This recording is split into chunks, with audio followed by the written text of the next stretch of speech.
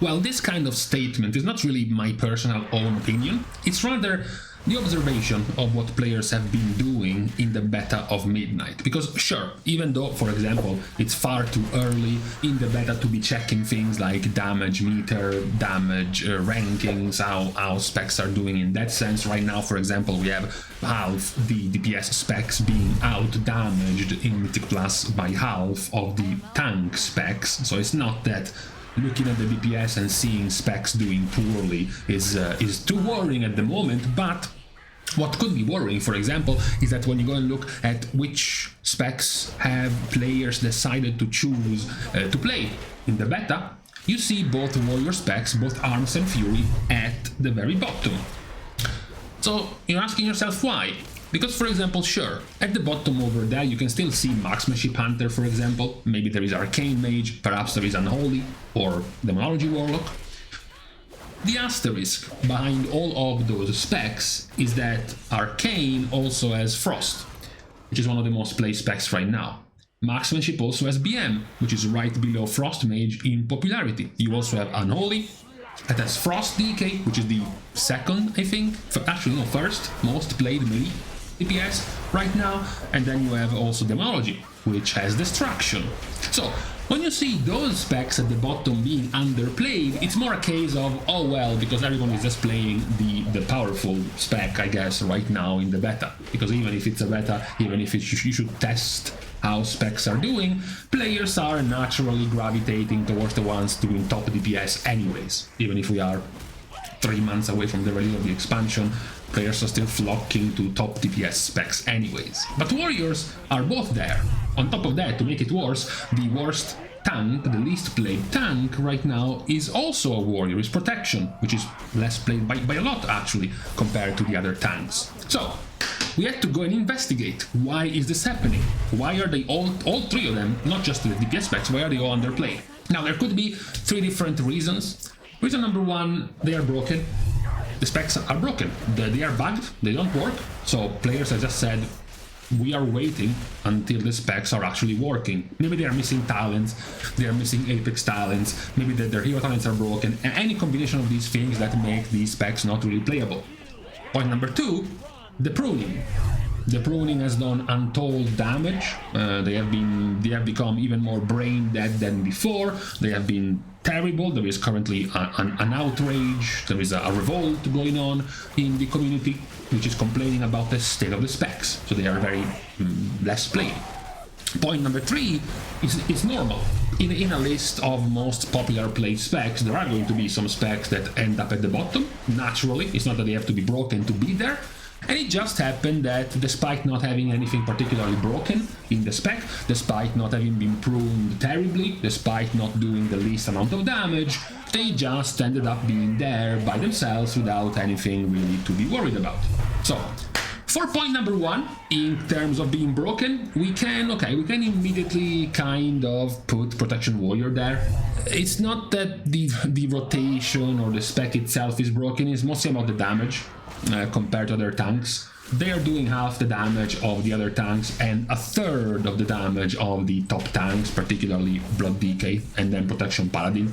So it makes sense for players interested in trying out tanks. They try out the other tanks, then they try out Prot Warrior, they see Prot Warrior doing BM Hunter pet level damage, and they just ditch the spec, basically. So in the case of Prot, it kind of makes sense for them to be there until the specs gets significant buffs in damage.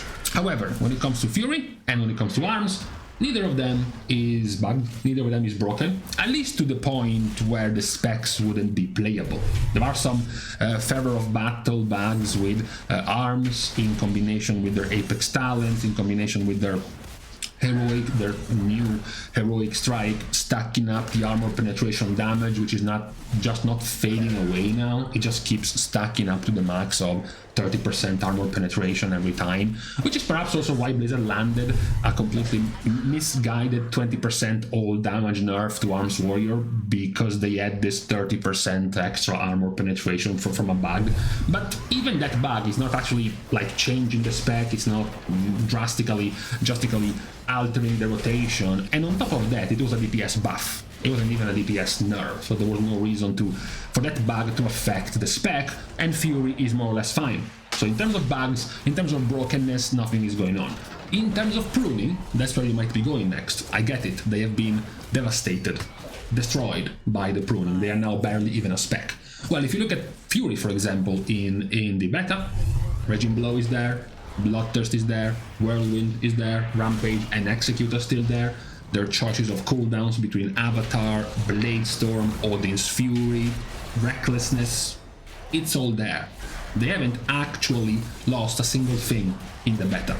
If you switch over to ARMS and you look at their buttons, it's all still there.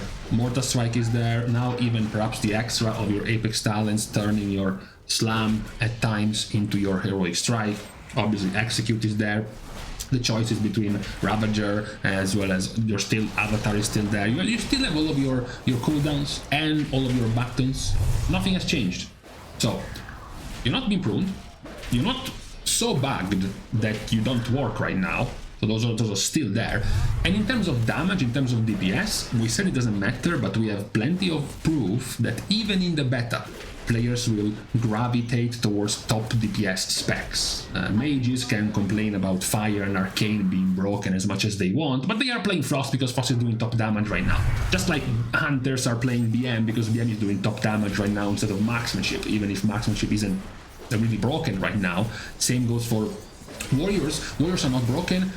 They're not doing top damage, but they're not doing bottom damage. They're not like super awful either. So that's what it makes it confusing to figure out the possible reasons, the possible bad issues as to why the Warriors are not being played at the moment.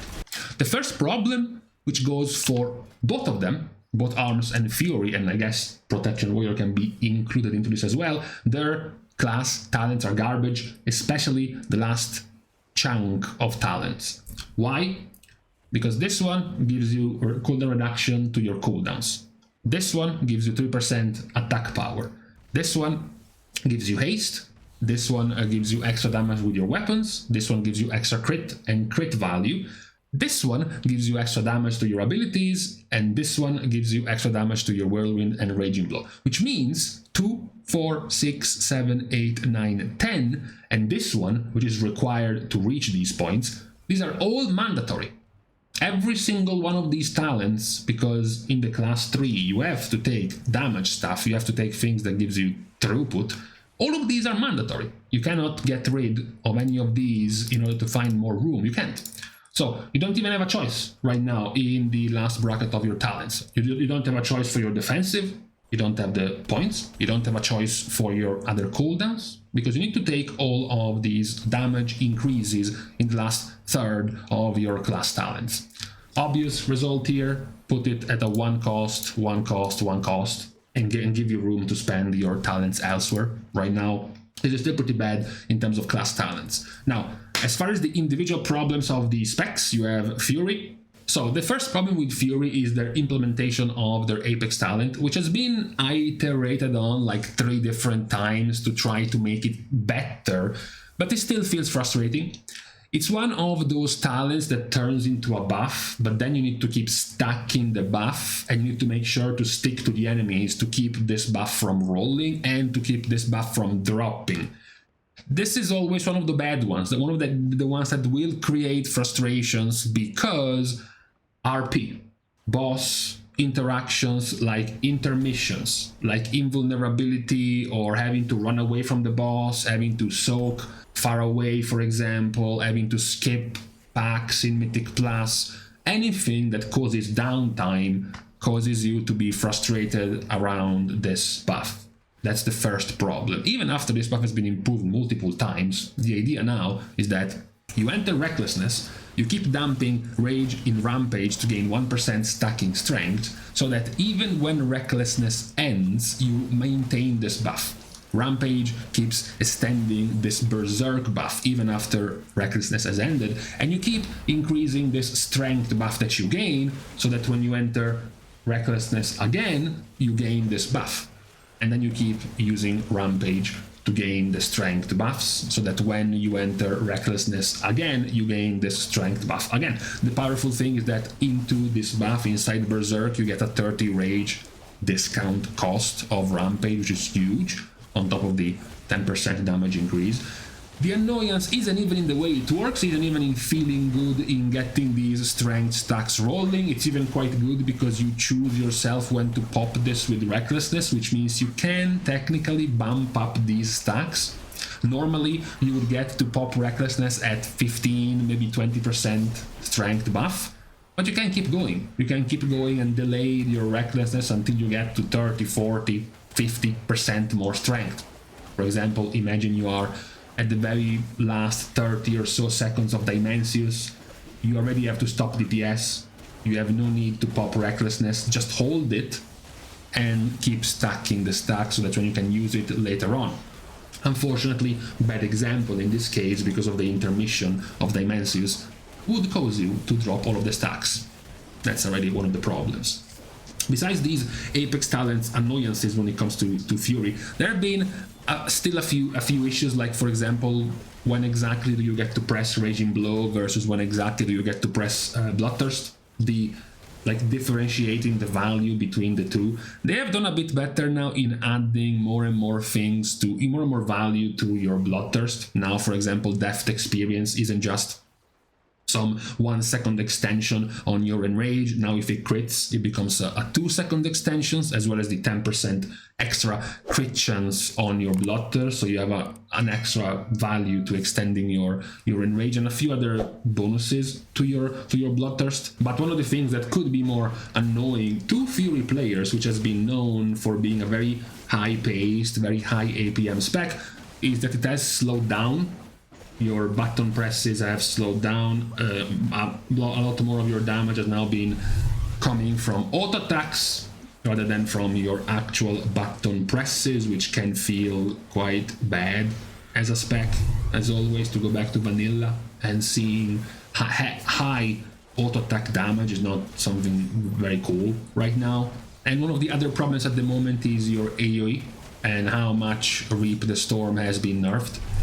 Number one, this used to be scaling in AoE, capping at like 65 something % chance on multi-target. Now it's a fixed 20% chance to give you the shockwave, the AoE extra damage. Number two, your tier set.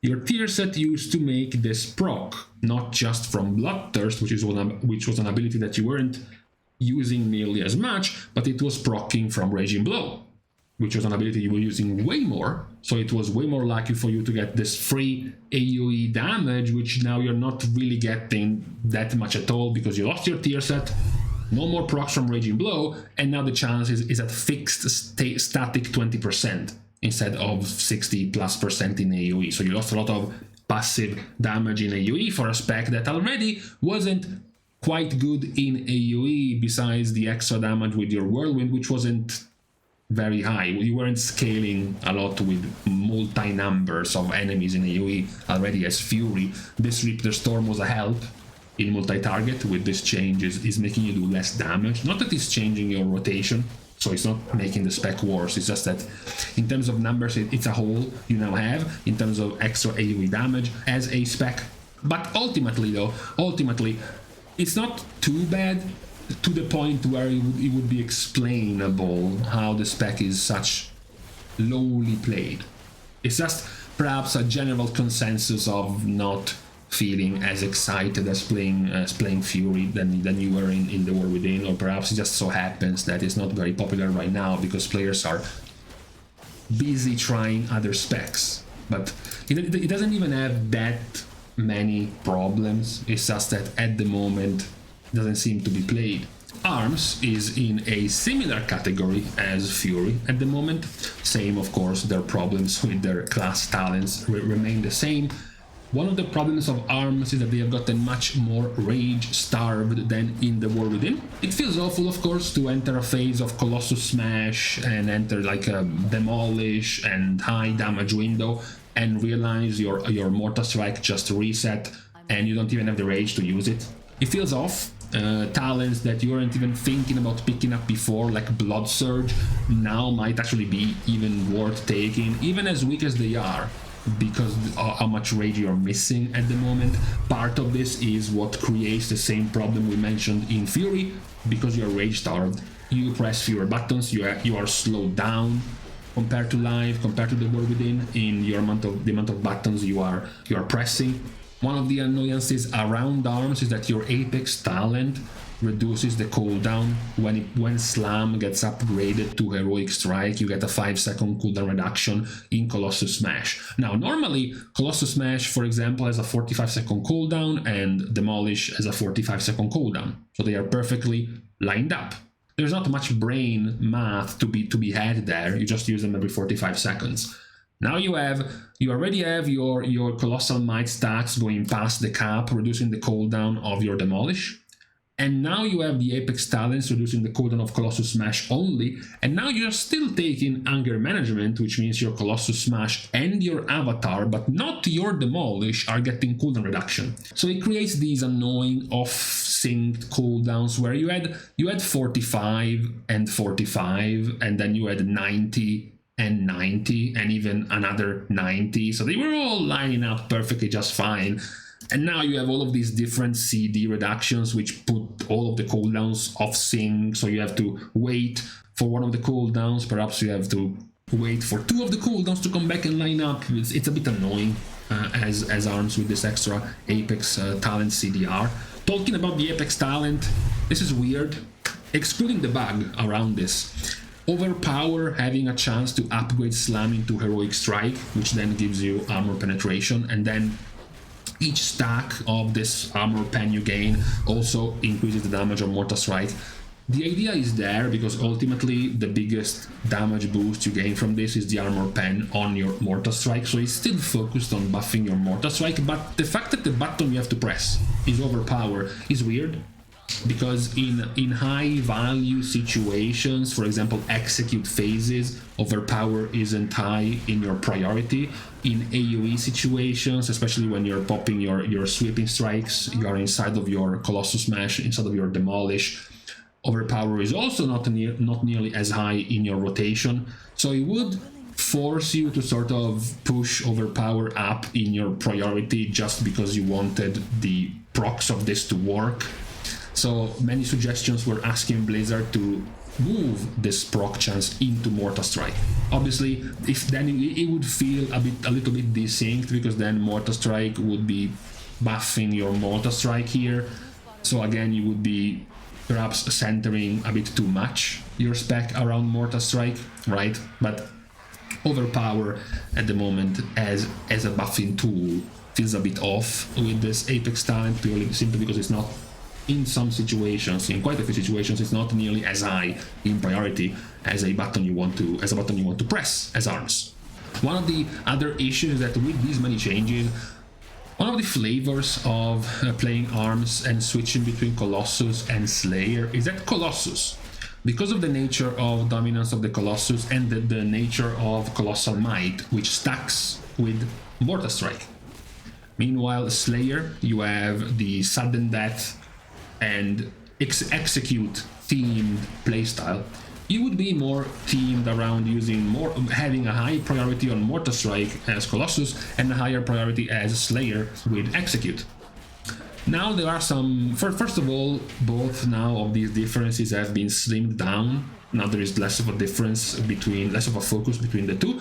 There are a few weirdnesses in the talent trees, like for example, you have Fatality, which is a classically themed Mortal Strike build for your Colossus talents. The problem is that now it is being hidden, it is being practically scooped under Critical Thinking, which is an execute themed talent, which then follows up your other classic talent for your execute builds, Executioner's Precision. The problem is that now, if you want to get to Fatality for your Mortal Strike Colossus builds, you have to dump 2 talent points into something for execute, which is quite nonsensical. It would have been much better to swap these two, so that you can, with a single talent point after something you will take all the time, these two, you can go and pick your Mortal Strike talent.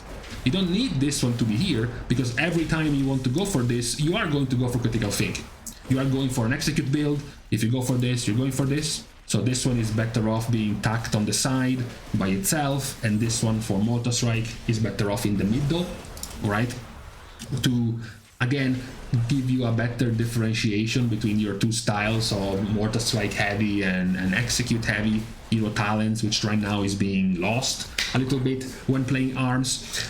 In general, there is this feeling now that perhaps you might be focusing a bit too much on stacking damage windows, because on top of things like you already have, like the Colossal Might stacking you had to do, you already had things like Martial Prowess to stack the damage of your next Mortar Strike. Then you also had things like Executioner Precision, which gave you your weaving, bob and weave kind of playstyle in Execute, where you wanted to execute, overpower to gain these buffs, to gain these buffs, and then Mortar Strike.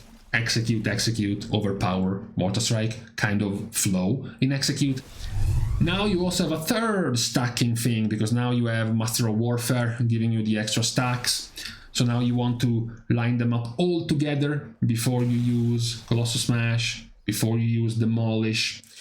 It might get to be a bit too overbearing, if not even just hard to line up together, because they don't go on at the same level. As mentioned, this one stacks from Overpower. This one, on the other hand, stacks with Execute, and then you have your Colossal Might, which stacks with Mortar Strike. So you have, it might be a bit too confusing between having to deal with the stacking buffs, plus the off-sync, the multi-CDR buttons on your cooldowns that can happen. It might be a bit too like all over the place in terms of lining up of things in your rotation as arms, on top of the warrior, of course, that with the UI getting significantly worse, figuring out all of these things is just getting worse in the next expansion compared to now in live. Now, with all of this said, it's not that all of these combinations, both for arms and fury, of their weaknesses right now is any justification for them being some of the least played specs right now. I don't think any of these by themselves make the specs bad. It actually was quite nice to try out the specs in beta keys right now. Arms especially was fine. It was cool. It was nice to play. Besides the rage starvedness at times, there was nothing particularly too wrong with the specs. So it's not even about the playstyle matter that their damage wasn't low either. They weren't getting out DPS by tanks, unless it's a Blood DK, but that's a different matter. So I don't think there's anything too alarming about these specs being some of the lowest played DPS right now in the beta. It was worth investigating, because it might have been. If we investigated them, found them the least played specs because they're garbage, they are unplayable, or maybe simply to warn everyone, don't worry, they are underplayed because they are broken. Let's hope Blizzard fixes them. I don't think it's the case of either right now. I think they are doing fine. They have problems, like many other specs, but they are not life-threatening problems for the specs coming in Midnight. I think they are easily fixable here and there for both arms and fury in terms of issues, in terms of the issues they have. So that was the point of today's video. To investigate the state of warriors, try to figure out what was wrong with them according to the player base who has been avoiding them. So, turns out it's not too bad of an issue right now, at least for the DPS specs. It's gonna be, I believe, somewhat reasonably fixable in the 3 months we have left before the release of the expansion. That's our review for today when it comes to the warrior specs. So, with this said, I'm going to leave you to the rest of your Sunday for today. We're going to say our goodbyes by thanking everyone for having watched the video, together with, of course, everyone else who will be supporting completely for free by liking and commenting down below, as well as subscribing to the channel itself. Now, with these things out of the way, thank you guys again for watching. See you guys tomorrow, and in the meantime, my issue is that this one is too long, so when you do this, you know, it just gets a little bit too much, you know.